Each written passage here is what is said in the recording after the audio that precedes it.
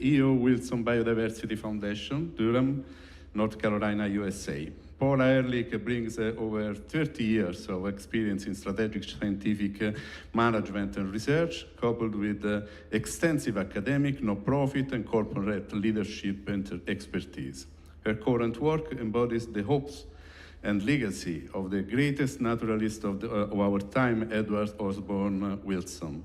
Paula Ehrlich leads the development of the Half-Earth Project MAP. This foundational initiative of the E.O.Wilson Biodiversity Foundation uses species distribution data to pinpoint areas where we have the greatest opportunity to conserve the most species, driving global conservation strategy. The floor is yours. Thank you. It's wonderful to be here and listen to those wonderful bells.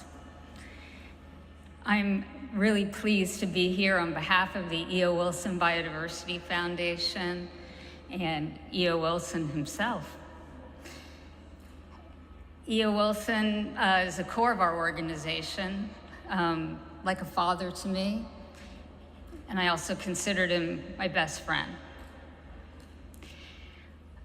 I once asked him how we could bottle that transformative moment that often happens in nature when we're young, when we become those next generation stewards of something we feel inextricably connected to.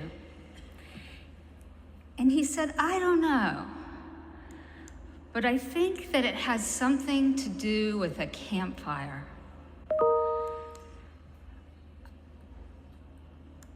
I've come to feel that that campfire that he was alluding to is our common humanity. The place we stare into and find something of ourselves that's shared by others, a feeling that speaks the same language across silos of disciplinary expertise or understanding.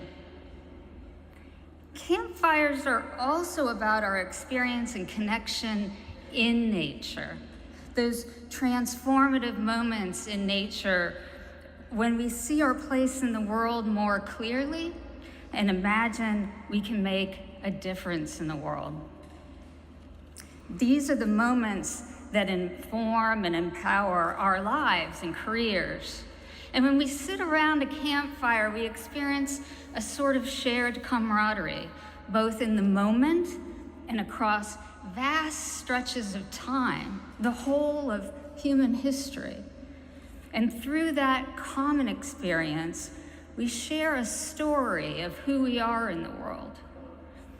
It's the gift of our shared experiences in nature that allows us to imagine we can do something extraordinary to care for nature. The E.O. Wilson Biodiversity Foundation, at its heart, is about the deeply scientific and magically poetic convening voice of E.O. Wilson. For many of us, it's Ed's writing that first illuminated science for us. But the reason that we carry him in our hearts is because his words helped us to imagine that we could make a difference in the world.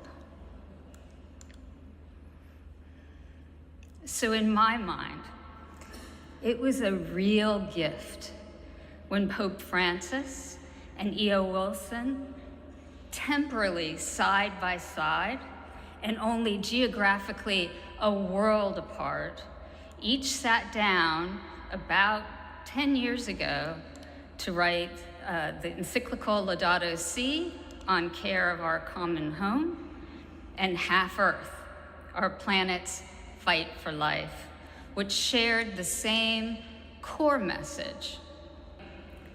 These two books side by side 10 years ago were sort of extraordinary in the way both these gentlemen were thinking and imagining and writing about how we must reimagine our relationship to the planet and the way we care for it. These powerful voices, each with different approaches and different audiences, encouraged us to come together in common cause to solve a problem. Theirs was a powerful, synchronous, complementary call to action, reminding us that caring for our planet is a critical, scientific, moral, and spiritual duty. They urged humanity to act with humility, foresight, and responsibility to protect the Earth, not only for its own sake, but for the future of all life.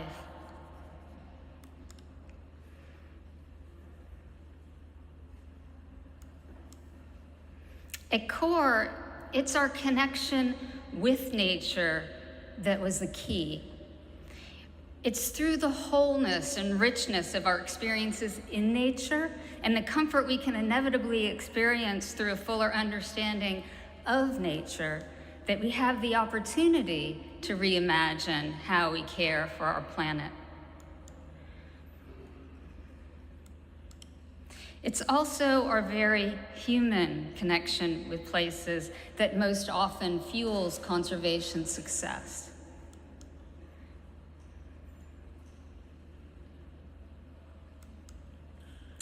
Pope Francis went further, deepening the value and significance of every creature. And he spoke of St. Francis of Assisi's connection with all of nature, quote, just as happens when we fall in love. Now, what person or place makes that come alive for you? What moment created that richness of experience for you and opened up the vastness of your connection with the living world? Well, for E.O.Wilson, to know the world is to gain an attachment to it. To know it well is to love and take responsibility for it. Each species, American eagle, Sumatran rhino, flat-spined, three-toothed land snail, Furbish lousewort, and on down the roster of 10 million or more still with us, is a masterpiece. Next slide. And with our connection to nature at its foundation, Half Earth urged us to know everything we can about the species of a place. In the same way that a surgeon can't do surgery without an intimate knowledge of anatomy and physiology, knowing every single species and their location is fundamental to being proper stewards of our planet. This is the work of the Half Earth Project. Next slide. In order to understand everything we can about nature at root, we need to first understand how life is organized, genes, species, ecosystems, and then explore and discover and learn as much as we can about them in order to identify the network of places where we have the best opportunity to protect the most species. And this is critical because if we only protect the places and species that we know, our favorite vistas or charismatic megafauna, we could perversely lose species and increase extinction in the places that we don't know. Now here's a picture of the Half Earth Project map here in Italy, and I've focused in on Pollino National Park. Now, many of you may know that Pollino National Park holds arguably the largest tree in Europe. It's about a 1,300-year-old Heinrich pine. It's also key to safeguarding several species that require primary forests that are restricted to the Calabria region. So you can see here in this image from the Half-Earth Project map, for example, one of the 178 terrestrial vertebrates that we show on the map that call this place home, including the spectacle salamander. It's not fully protected here, but the park provides extremely critical protection for its support. Similarly, I've got a photo there of the Italian Aesculapian snake that lives only in southern Italy, and the park serves as a really important haven for it. Then I have to show you this really special place in Alabama in the United States. Just last week, Alabama named a park for E.O.Wilson there where I've got the arrow pointing. It is his beloved home state, and he treasured it as one of the most biodiverse in the United States. It shows up really brightly here on the Half-Earth Project map because of the extraordinary endemicity of species living in the area. Now, this nearly 8,000-acre sanctuary, as I said, has been named for E.O.Wilson. It's called the E.O.Wilson Land Between the Rivers Preserve. It's in the Mobile-Tensaw Delta, and it's a place that inspired much of his global conservation ethic that he advanced throughout his life. And so I'd really like to imagine that his spirit will always be here. It's one of the most biodiverse regions in North America, a complex mosaic of wetlands, floodplain forests, and meandering riverways that cradles an astonishing array of life. And there's one extraordinarily magnificent bald cypress on the site, an Alabama champion tree where that red marker is. The tree is one of the quiet giants of this landscape, an ecological anchor for an extraordinary wetland ecosystem, which is very rich in biodiversity. Amongst the 300 bird species that are on the preserve or use the preserve as a migratory pathway each spring, the swallow-tailed kite, this striking black and white raptor you're seeing, makes its nest here. And this bird, once nearly lost from the US, depends upon these mature cypress trees to raise its young. It soars over the delta, catching dragonflies on the wing and weaving through the treetops, tied to the fate of these forests.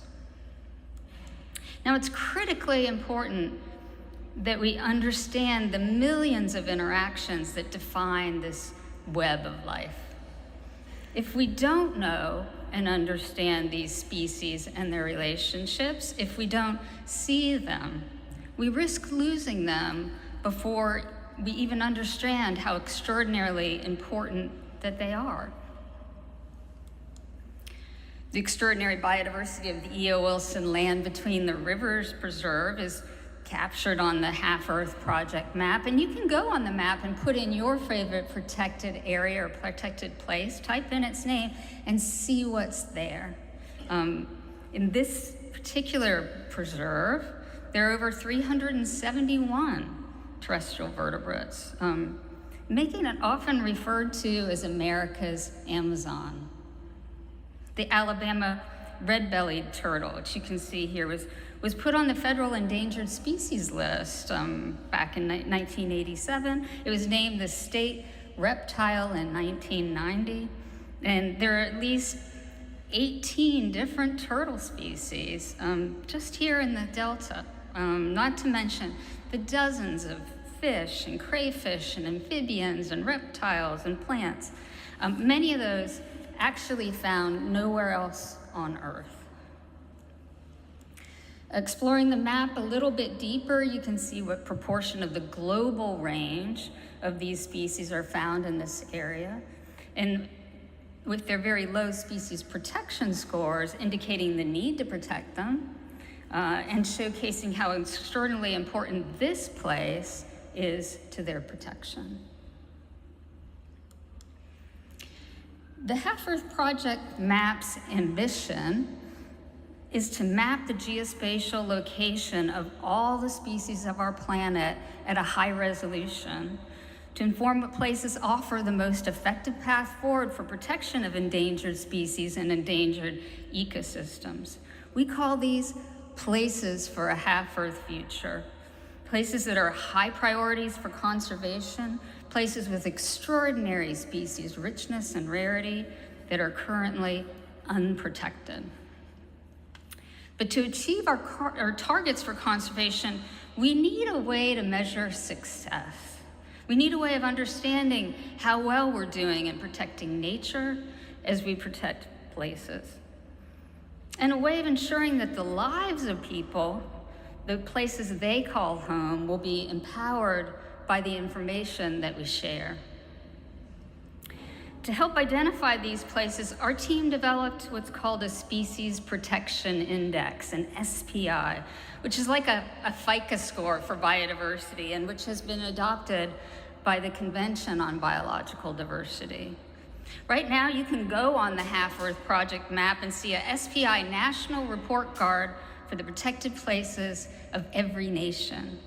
You can get an SPI score from 0 to 100, depending upon how many species groups are protected in your country and how they contribute globally to overall species protection. And this makes a difference. For example, both Chile and Mongolia have protected about 20% of their countries. Chile's SPI is 39, which is about the average score for countries around the world. And Chile's conservation efforts have biodiversity outcomes consistent with aerial additions, which is great. But Mongolia has embraced spatial conservation planning to achieve better biodiversity representation in its protected areas and has an SPI of 81. By selecting additional conservation areas carefully, Mongolia has done a fabulous job of efficiently and effectively protecting the species of its place, and in turn has made a fabulous contribution to species protection globally. So, what do places need to do to raise their SPI and better protect the species of their place? Well, the Half-Earth Project also shows where to go next, places for a half-Earth future, with a possible configuration of additional areas that should be priorities for conservation in order to achieve the best outcomes for biodiversity globally. The map also offers a glimpse into where there are opportunities for carbon co-benefits. The map combines this information with layers of information about current conservation efforts and human activities. You can spend a lot of time looking around. And currently it's in 4 languages: French, Spanish, Portuguese, and English. The map democratizes this information for every country, gives everyone the power, the information that they need to know what to do where. And as we continue to build this out, we aim to engage not just decision makers, but people everywhere to imagine together what this could look like and how they can participate through their lives and careers as stewards of their home, our planet.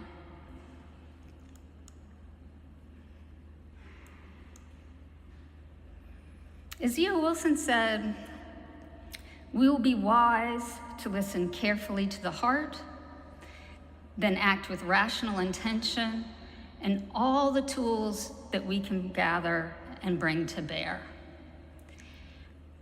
We stand on the shoulders of giants. And from that perch, in this moment, we have our fingertips on information that allows us to see farther and more clearly than we ever have before about what we need to do to best care for our planet.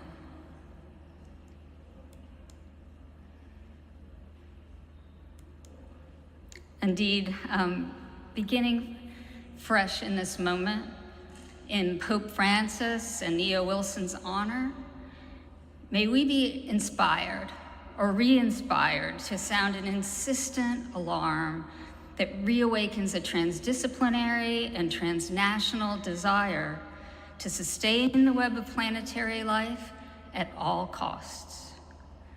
For-profits welcome the company of those who would make common cause. Thank you. Thank you so much.